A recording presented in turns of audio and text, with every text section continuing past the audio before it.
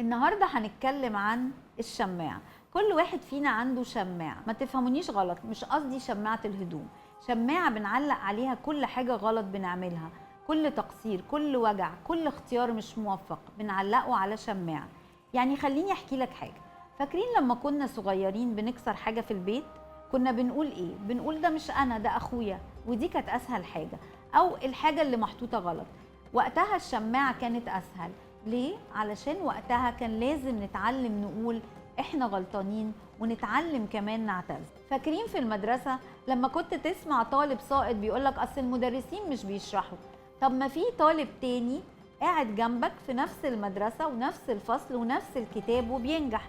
الفرق ان في واحد قرر يذاكر والتاني قرر يعلق الفشل على شماعة. تعالى بقى للراجل اللي بيخون مراته، بيقولك ايه؟ اصلها نكدية، دايما بيدي لنفسه اعذار. بجد؟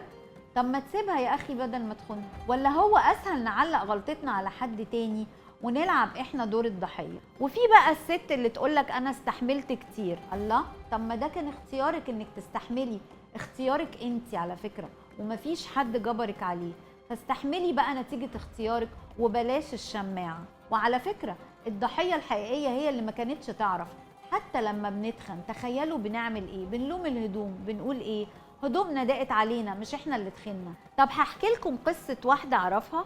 واحدة كان صوتها حلو قوي وكانت بتحب تغني، بس فضلت تقول انا لو كنت في بلد تانية كان زماني مشهورة قوي. وعدى العمر والبلد ما اتغيرتش، بس اللي راح هو ايه؟ حلمها. عارفين ليه؟ علشان علقته على شماعة البلد. بدل ما تجرب تبدأ وتنشر صوتها على السوشيال ميديا مثلا او تعمل اي حاجة، كان الاسهل ايه؟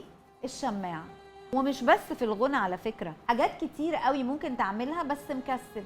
ولما تسألهم ليه مش بتبتدوا، تلاقي عندهم 1000 شماعة. وأنا بتكلم دلوقتي افتكرت إخواتنا اللي جم عاشوا في بلدنا وعملوا فيها حاجات كتيرة قوي ونجحوا، وكان ممكن انت تعملها او كان نفسك تعملها وفضلت مكانك، فضلت في كسلك واحباطك، فضلت تقول لو عملتها مش هنجح. ودي الشماعة. تفتكر هو نجح ليه؟